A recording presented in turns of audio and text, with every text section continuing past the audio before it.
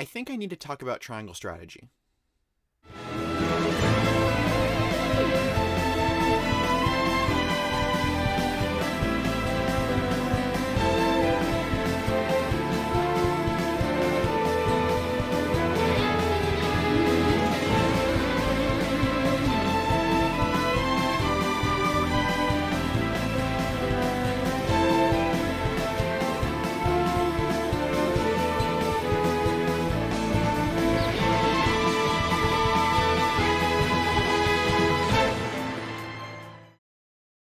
Today, I want to talk about how, despite ballooning budgets, scopes, and narratives, choice in games kinda suck. Choice in video games really hasn't evolved in the last 30 years. Meaningful choices often boil down to multiple endings, seen in something like Chrono Trigger, or an alignment system, put forth by Shin Megami Tensei. These are not bad systems, not at all, but for features that have been around since the 1990s, we really haven't seen games try and do anything new with them. Instead, what the game industry has done is taken what has already been established and expand the scope of the context surrounding them without changing the systems much. Before we start, I would like to say that this video is a critique of choice only in the AAA industry, and not the indie scene. This is subject matter that I actually applaud indies for pushing, as choice has been pushed to such a point that meaningful meta-narrative revolving around choices are quickly becoming norms. Not only that, but gameplay and choice are often intertwined, and have a unique personality that only indies can offer. For this, I applaud them, and encourage them to push the narrative forward. Keep at it, indie devs. So, before we start talking about what Triangle Strategy does with its choices, let's go over choice systems as we have them now, and how they remain flawed 30 years later. Alignment as a system has seen the least amount of change and has the most obvious problems. Most alignment systems feature an invisible binary bar focusing on two opposing viewpoints, whether it be good or evil, law or chaos, light side or dark side, you get the picture. As Yahtzee brings up in his video, What If I Don't Want to Be an Authoritarian or a Hippie, the reason these systems don't really work is because there's traditionally one side that is narratively more justified than the other. For the most part, people don't like to be evil. They might play the evil path out of curiosity or for completeness' sake, but the fact is, being evil for no reason is both irrational and narratively unsatisfying. So what we end up with is a dichotomy where one side is more preferable to the other. And we also run into another problem with the system. Just as people don't tend to want to be evil or authoritarian, people also don't really want to be extremist. Subscribing to a worldview with no nuance or exception makes for not only flat narratives, but also is completely unreasonable for how human beings act. We're inherently flawed and complex. While morality is often objective, there are several corner cases where interpreting what is right and wrong is a lot more gray than we would prefer. Recognizing this, a lot of games include a third neutral path that happens by keeping your good and evil actions in check. But this is also a complete disaster. Not only does the game effectively give you a best ending, but it also butchers whatever freedom a choice system is supposed to have in exchange for the privilege of being a reasonable human being. This is why you see several walkthroughs on how to get neutral endings in Megaten games. In addition, because of how binary choices work, a single choice is significantly more impactful than a simple point addition. In Shin Megami Tensei 4, the very first option you're given in the game is simple: whether you present your arm or don't. You start the game in the exact center of the alignment spectrum, at 0. Presenting your arm will give you +1, and refusing gives you -1. The neutral space of this game is notoriously very tight, from between +8 and -8. Anything beyond +8 is law alignment, and below -8 is chaos alignment. When you pick, say, to present your arm, you gain 1 law point. You also have to factor that any point you gain to law, you also lose 1 to chaos. And because alignment choices are a finite resource in this game, you also have to factor in the opportunity cost that you can never gain this choice back again. In the meta of this choice system, this is a 2 to 3 point swing for what is supposed to be a low stakes choice of only 1 point. And this multiplies when you consider choices that give 2, 3, 5, or even 10 points. The self-destructive nature of conflicting binary systems can only support extremist singular views, and do not represent human beings who might act differently in different contexts. This has led games with systems like these to either do the Shin Megami Tensei 5 thing of de-emphasizing the role of alignment in the story, or make their alignment so heavy-handed that it doesn't wind up being reasonable to the player involved. On the other hand, ending systems have seen a bit of refinement, but ultimately are limited by scope and resources. Endings come in a few different flavors. There's conditional endings, where what you get is dependent on how much of the game you finished, the so-called good and bad endings, and root split endings. Conditional ending systems don't really encourage choice, more so it incentivizes dedication to a completion of a task, or staying in the lines of the game's themes. You see this in Chrono Trigger, Persona, etc., etc.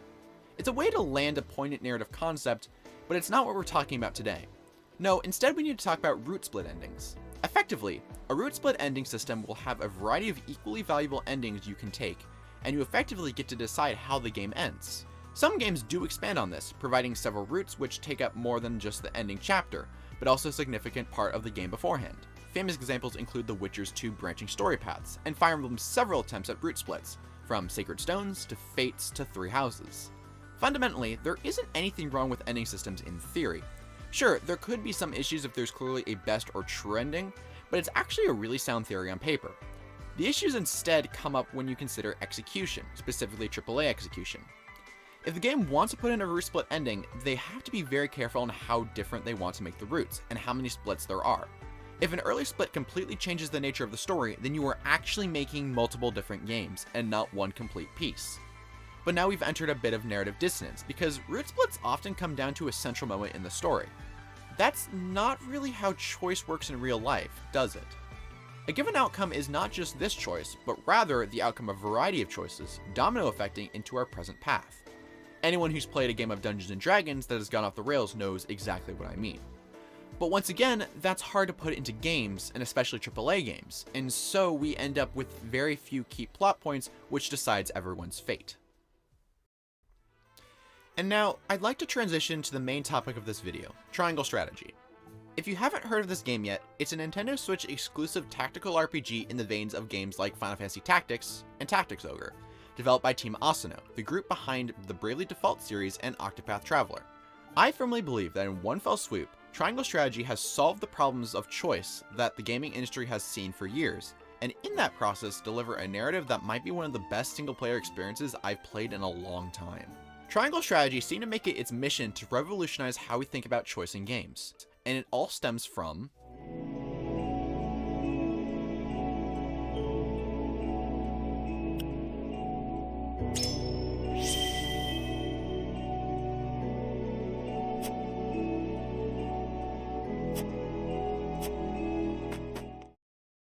the conviction system is core to Triangle Strategy's design, more so than even the combat and the story.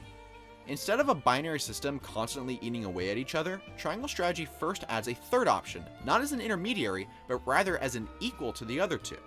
This means that the values Triangle Strategy deals with aren't going to be contradictory, and they're not.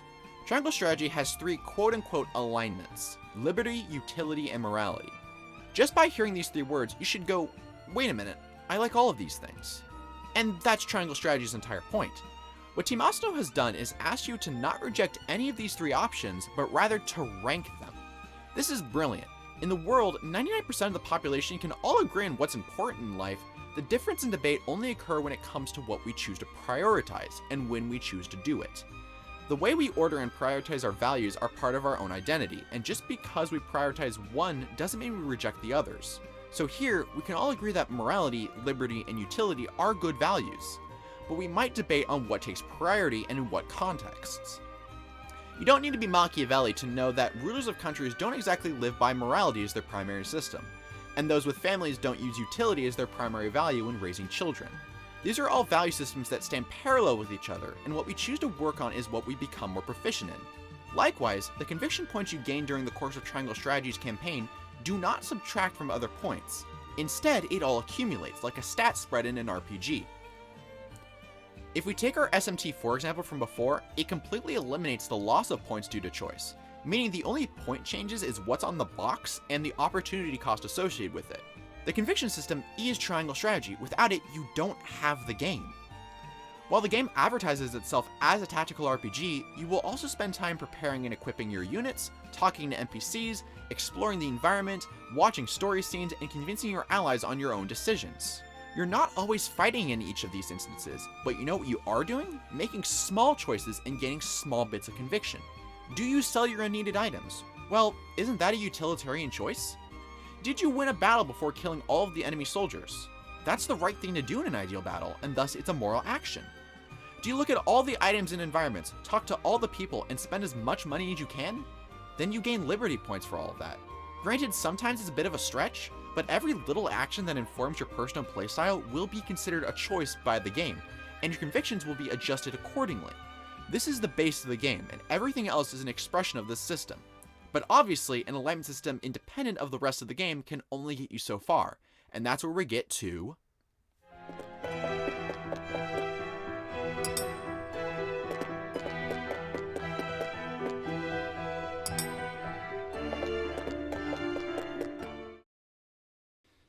this mechanic fascinates me.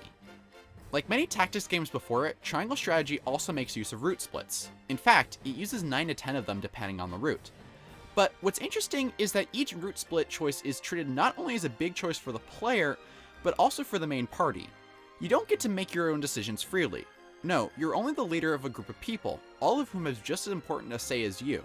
The Scales of Conviction chapters are all set up the same. 2 to 3 choices are issued on the basis of the story. Each of your 7 party members picks an initial side, and it's up to you to convince the others to side with whatever your personal decision is. Each of the decisions given correspond to one of the 3 values of the game: liberty, utility, and morality. The arguments you make during the conversation scenes will only be as strong as your own convictions that you've been building up through the course of the game. This allows the game to not only have its big central choice moments, but to make them the consequence of your own little actions leading up to it.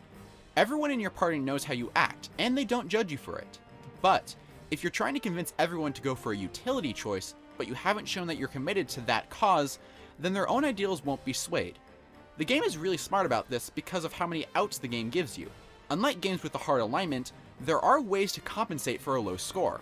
Often, the area surrounding the Scales chamber will have NPCs who give large amount of conviction points depending on how you answer them. There is also a keyword system in play, as a reward for those who explore and talk to every NPC during the exploration sections of the game. These will allow you to have new arguments that you wouldn't have otherwise. The game also lets you argue in general, and some decisions are far more convincing to some characters than others, as a reward for knowing what motivates them, and what they value. Finally, the choices work on a democracy system. A simple majority is enough to push for your own agenda, but not without a price. For every person who is in favor of your position, you gain a large amount of conviction points. However, for every dissenter, you lose a small amount. This is the only way to lose points as far as I'm aware, and it's used as a penalty for not being a decisive leader. These systems are not absolute. They can't make up for an undeveloped alignment section, but they can give you the edge you need to get to the chapter you want. For example, in Chapter 10, I was forced with a situation where the route I wanted to be aligned with was liberty. However, I was heavy morality and utility up to that point. No matter what I did, I could never get my team to support me. But I reloaded to save and talked to some NPCs, giving a different answer. This was enough for me to have a 5-2 split, allowing me to make the choice I wanted. This system is brilliant. Not only does it add consequences to how you prioritize your options the way you do, and playing the game the way you do, but also allows for quite a bit of development through character motivation, which leads us into... Have you no convictions of your own, you sniveling excuse for a lord? Says the woman cast off by her own people. Convictions alone do not make names for their houses. And did you not once surrender to Hyzant? We will never be like you. Our people are worth more than any legacy others might foist upon our house. Stay right there! So, as we mentioned before, it's practically impossible to make a game with several route splits, because then you are actually making more than one video game. However, Triangle Strategy has some very smart story design choices in order to facilitate experiences that will feel unique depending on the choice you make. To start, the game is actually quite large. There are a little under 50 chapters to engage in. Not all of these are combat maps, but the majority of them are. Route splits determine which of the chapters you participate in, and it's not unlikely that a route split will lead to another route split. What the game does well is create constants in the story that will bring any path back to the center. You play as Serenoa, the new lord of House Wolfort, established to be a bit of a wild card in the political theater of the continent of Norzelia. Wolfort serves as the banner house of Glenbrook, a monarchy founded on trading, but it's established many times that the monarchs of Glenbrook are distrustful of you because of your independent power and influence. To the north is Esfrost, the home of your bride-to-be Frederica. They position themselves as a meritocracy and provide the continent with much of their iron supply. But in secret, the family of the duchy is manipulating behind the scenes so that they can remain in eternal power. In the east is the desert nation of Hyzant, and with it the continent's only supply of salt. They are a theocracy and posit notions of equality for all believers, but keep several dark secrets to themselves. In this very tense political scene, you are powerful, yes, but you aren't in charge of a major nation, and thus, especially towards the beginning of the game, several political moves will happen around you that you have no active say in. What you have to deal with instead are the worldwide consequences from this power struggle. For example, in Chapter 7, the nation of Esfrost invades Glenbrook, completely taking over their monarchy and turning the nation against the royal family. The consequence you have to deal with, aside from your primary political allegiance being overtaken, is the fate of Roland, Sereno's best friend and newly established crown prince. The decision you have to make is if you turn over Roland to the superior Esfrosti army, thereby protecting the people that seek shelter within your domain, or if you hold on to Roland and risk your people's entire way of life. The consequences of this will be the focus of the moment, but after the events play out, the story returns to a state of what do we do next, thereby returning the story to a central path from which to branch out again.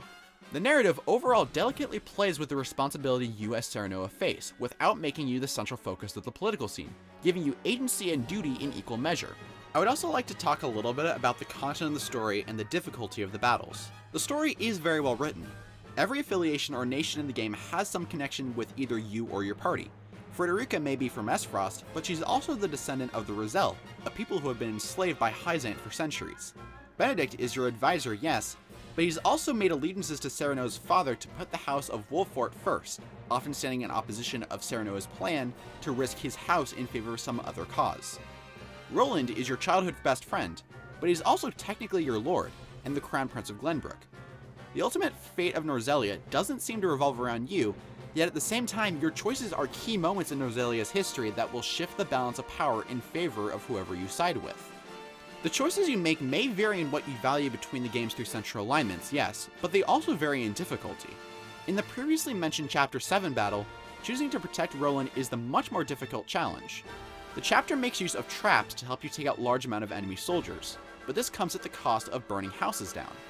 If you want the best result for this chapter, you need to defeat the Esfrosti army and its general without using traps, a task that is far, far more difficult than if you had just given Roland up. The game itself is very difficult even on normal mode, so making the game harder on yourself drives home the dire situation you have found yourself in. The game does this several times, meaning that many of the best decisions are also the hardest, showing that making an ideal world is not free. It is at this point of the video that I would like to transition to how Triangle Strategy handles endings. This is obviously very spoilery, so if you would like to skip to the time card shown on screen, feel free to do so. I'll give you about 5 seconds.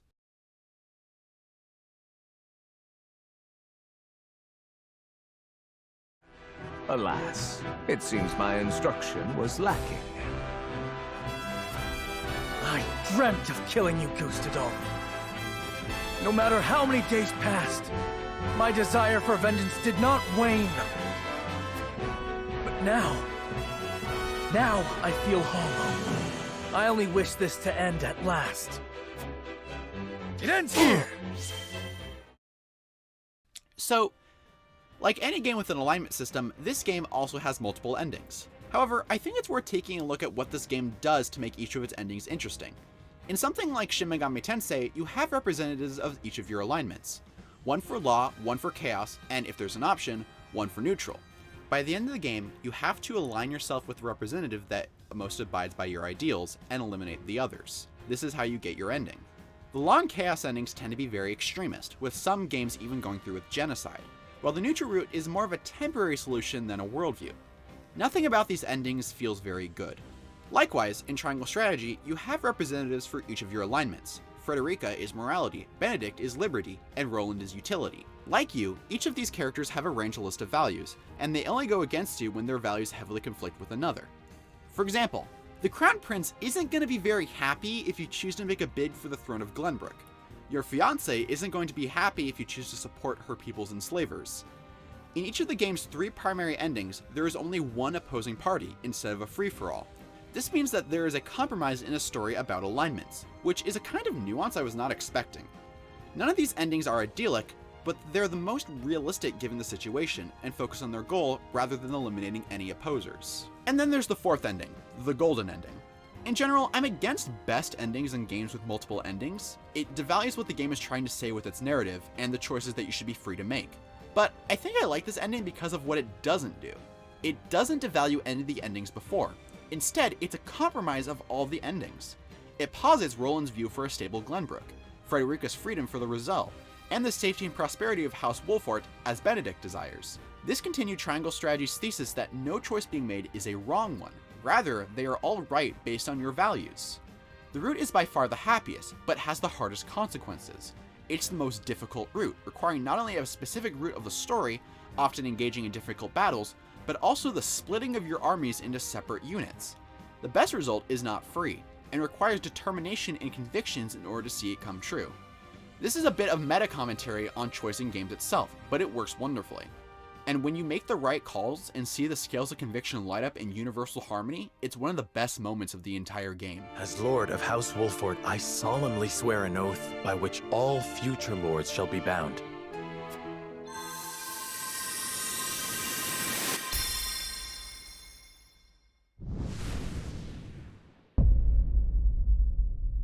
I will never turn my back on the promise of a better world.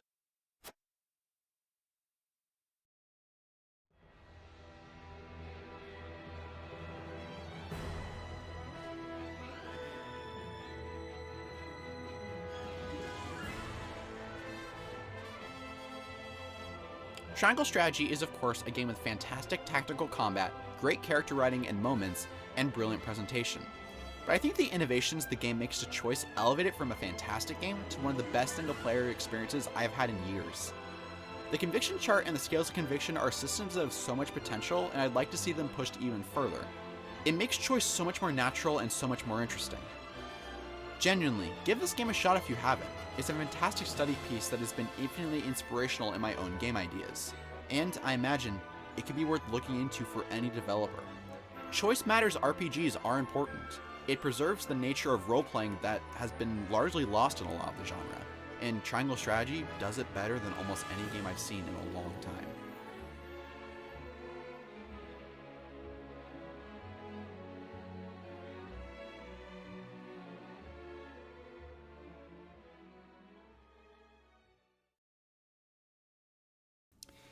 Hey everyone, welcome to the 1 minute outro where Michael and I chat until we're cut off. So Michael, how are you doing? I'm doing alright, a little busy with uni work at the moment, but I think you've managed to finish this video on decent time. Yeah, I mean, it was a couple days late, but it worked out. But yeah, Triangle Strategy. I had a lot to say about it, and I think... And I haven't played it. Yes, you should. It's good. Next year. It's good. It has prioritized Final Fantasy Tactics for me next year. That's a game I wasn't like super high on my list, but now it's like, oh, I want to go play Final Fantasy Tactics now. This game is great. Right, yeah. Yeah. Oh god, there's so many RPGs to play though. Yeah, I mean, in terms of the list of RPGs I need to finish by the end of the year, I'm on track. I have 10 done in the main, what I would call the main list, and then it's June now, so I guess I have 14 left to go, so Jesus. making progress. Jesus Christ. I remember seeing your first list that you sent